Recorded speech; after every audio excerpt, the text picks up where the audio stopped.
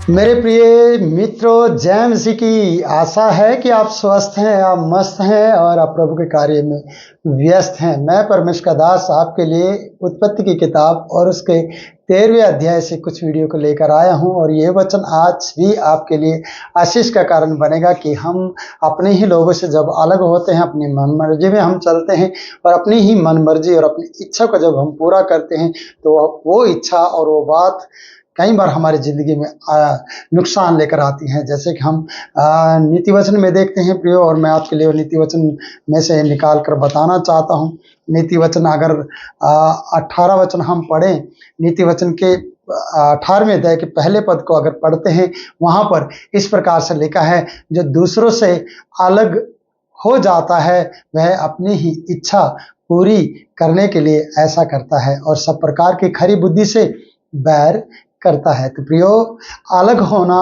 अपनी मनमर्जी करना, ये सब अपने ही स्वयं की इच्छा होती है और हम अपने ही इच्छा पूरी करने के लिए अपनों से अलग हो जाते हैं। चर्च से अलग हो जाना, कलीसिया से अलग हो जाना और अपने माँ बाप से अलग हो जाना, अपने भाई बंधु से अलग हो जाना, ये सब अपनी ही इच्छा और अपने आप को दिखाने के लिए, अपने आप को बनाने के लिए और अपने मन और अपने हट पर चलने के लिए हम ऐसा करते हैं। तो प्रियो, यहाँ पर लूत को और अब्राहम को अलग होते हुए हम देखते हैं।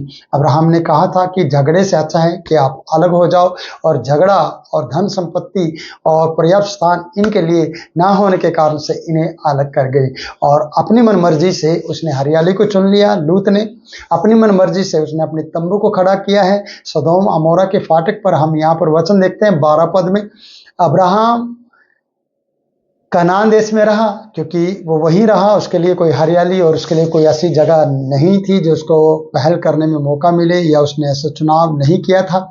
और लूत ने चुनाव किया था हरियाली और मिस्र की भूमि की तरह, यहोवा की वाटिका की तरह उपजाऊ भूमि को उसने चुन लिया था। और यहाँ पर हम देखते हैं अब्राहम कनान देश में रहा, वो इत्मीनान से रह रहे हैं, चाहे हरियाली हो या ना हो, क्योंकि वो परमेश्वर की अगुवाई में चलने वाला जन रहा है। लेकिन लूत अपनी ही मन मर्जी पे चला है और उसकी मन मर्जी को हम यहाँ पर देखते हैं। तो प्रियो, जब हम यहाँ वचन पढ़ते हैं कि पर लूत, ऐसा लिखा है पर लूत तराई के नगरों में रहने लगा, हरा भरा तराई के नगर, और वहाँ पर वो रहने लगा और अपना तंबू सदोम के निकट खड़ा किया। अपना तंबू खड़ा अब्राहम के पास से और अपना तंबू सदोम के निकट खड़ा किया।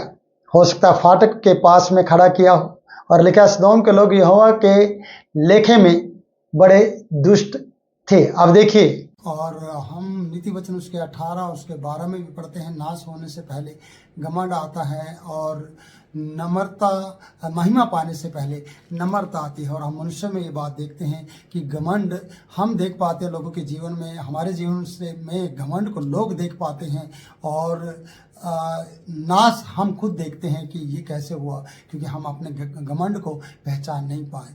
और नम्रता पहले आती है और महिमा बाद में मिलती है। तो महिमा को हम पहचानते हैं, नम्रता को कई बार हम देख नहीं पाते हैं, पर हमारे बारे में लोग सब कुछ जानते हैं। तो प्रिय, मैं ये कहना चाहता हूँ कि लूत के जीवन में हम घमंड देखते हैं, लूत के जीवन में हम अपनी मनमर्जी करते हुए उसको देखते हैं। कि वचन जब हम 13वें अध्याय के 13 पद में पढ़ते हैं और 12 पद में कि कनान देश में अब्राहम रहा, लूत उस तराई के नगरों में रहने लगा और अपना तंबू सदोम के निकट उसने खड़ा कर लिया। और यहाँ पर बात बताई जाती है कि यहोवा के लेखे में सदोम के लोग दुष्ट थे। तो प्रियो, परमेश्वर को पता है कि कौन सही है कौन गलत है। हम खुद ही न्यायी ना बने, खुद ही किसी के बारे में गलत या बुरा ना कहें, बल्कि परमेश्वर की अगुवाई मांगे और परमेश्वर से कहें, परमेश्वर तेरी इच्छा क्या है, मेरा वहाँ रहना अच्छा है या भला है या बुरा है, मुझे नहीं मालूम, पर तुझे मालूम है। मैं तेरा इंतज़ार करूँगा, तेरी वाणी के लिए मैं टिका रहूँगा।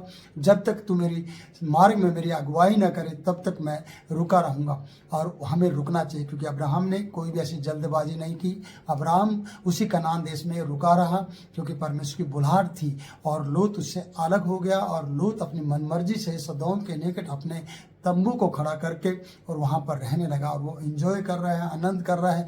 लेकिन परमेश्वर को वचन बता रहा है कि वहाँ के लोग यहोवा के लेखे में दुष्ट थे। कई बार आप की नज़र में लोग अच्छे लग रहे होंगे और तराइयाँ और सब कुछ अच्छा दिखाई दे रहा होगा, पर क्या आपको पता है वो लोग जहां आप रह रहे हैं क्या वो परमेश्वर की नज़र में अच्छे हैं? क्या परमेश्वर की दया उन पर है, या परमेश्वर उनसे क्रोधित है, या परमेश्वर उनको नष्ट करने पर है या नहीं? तो प्रियो, आप क्यों अपनी मनमर्जी के कारण से परमेश्वर के मार्ग से या परमेश्वर के लोगों से अलग हो जाते हैं? क्यों अपनी इच्छा ही पूरी करने के लिए आप अलग होते हैं? जैसे मैंने बताया है वचन में कि नीति वचन 18 का पहला कहता है, जो अपनों से अलग हो जाता है, जो अलग हो जाता है, औरों से अलग हो जाता है, वो अपनी ही इच्छा पूरी करने के लिए ऐसा करता है और वो अपनी मर्जी पर चलता है। तो प्रियो, क्यों हम अलग हों? क्यों अपनी इच्छा पूरी करने के लिए ऐसा करते हैं? प्रियो, परमेश्वर की अगुवाई मांगो, परमेश्वर के काम के लिए और परमेश्वर के नाम के लिए ठहरे रहो जब तक वो आपकी अगुवाई न करे। हमेशा अब्राहम परमेश्वर की अगुवाई में चला। फिर हम बड़े राजा दाऊद को देखते हैं कि उसने कोई भी युद्ध लड़ा है तो परमेश्वर की अगुवाई मांगी है और छोटी छोटी बातों में उसने प्रार्थनाएं की हैं। जैसे कि हम भजन संहिताओं को पढ़ते हैं, हमेशा उसने परमेश्वर की मदद ली है। क्यों नहीं आप भी परमेश्वर की मदद लें? क्यों ना आप भी परमेश्वर की मदद लेकर अपने जीवन को आगे बढ़ाएं?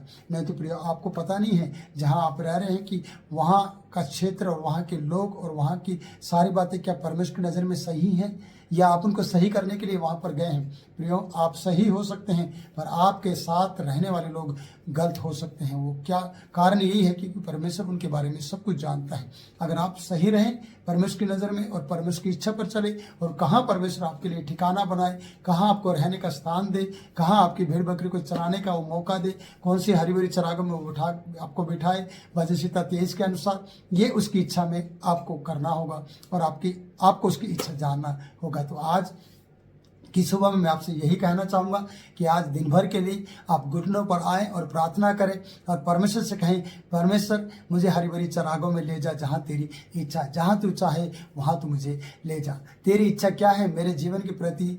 मैं अपने से अलग रहना चाहता हूँ, पर तेरी इच्छा क्या है? मेरा अलग रहना अच्छा है या नहीं? मेरा तंबू कहाँ पर तू खड़ा करेगा? कहाँ पर मैं तेरे नाम से अपने तंबू को, अपने डेरे को खड़ा करूँगा? कहाँ पर मुझे रहना चाहिए? तू मेरी अगुवाई कीजिए। सचमुच में लूत ने कोई अगुवाई नहीं मांगी, पर लूत से आपको सीखना होगा कि लूत ने ऐसी जगह अपने तंबू को खड़ा कर दिया जो यहोवा के दृष्टि में बुरे लोग थे, यहोवा के लेखे में वो लोग अच्छे नहीं थे। क्या आप ऐसे लोगों में रहना पसंद करेंगे जो परमेश्वर की नज़र में पापी हो और परमेश्वर के लिए बुरा करते हो, जो इंसानों को भी बुरा समझते हो और भले पुरुष के साथ भी गलत करने की कोशिश करते हो? क्या आप वहाँ पर भलाई से रह पाएंगे? क्या आपके साथ सब कुछ अच्छा होगा? प्रियो, आज आपको सब कुछ लुभाने वाली चीज़ें आपको आकर्षित कर रही होंगी, लेकिन कल यही बातें आपके लिए नुकसान में आपको ले जाएंगी और आपको हानि पहुँचाने में आपको मदद करेंगी। ये कहना चाहता हूँ कि आपको नुकसान पे नुकसान होता चला जाएगा। ये बाद की बातें हैं, रिजल्ट हमेशा बाद में आता है, उसका जो भी है क्या होगा बाद में, ये बाद में पता चलता है। तो आज आपके पास मौका है इस वीडियो के माध्यम से सीखने का कि कहीं मैंने अपनी मनमर्जी करके अपने से अलग होकर अपनी इच्छा तो नहीं पूरी की है।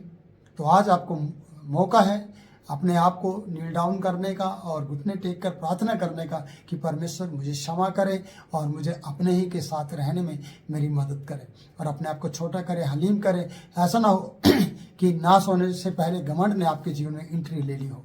अगर आप नम्र व्यक्ति हैं तो महिमा आपका इंतज़ार कर रही है और महिमा का मुकुट आपके सिर पर होगा। तो प्रियो, मैं आपसे कहना चाहता हूँ प्रभु इन वचनों के द्वारा आपको बहुतायत से आशीष दें। आप बने रहें और हमारे वीडियो को निरंतर देखते रहें। और आप देश के कौन से कोने में से इस वीडियो को देख रहे हैं, आप कृपया कमेंट करके हमें बताएं ताकि हम आपके लिए प्रार्थना करें। और आप हमें प्रार्थना विषय भी दे सकते हैं जिसके कारण से हम आपके लिए प्रार्थना करते हैं आपके कमेंट पढ़कर। तो आप इस वीडियो को लाइक कर दें, शेयर कर दें और दूसरों तक इसे आशीष का कारण बना दें। प्रभु आपको बहुत आशीष दे।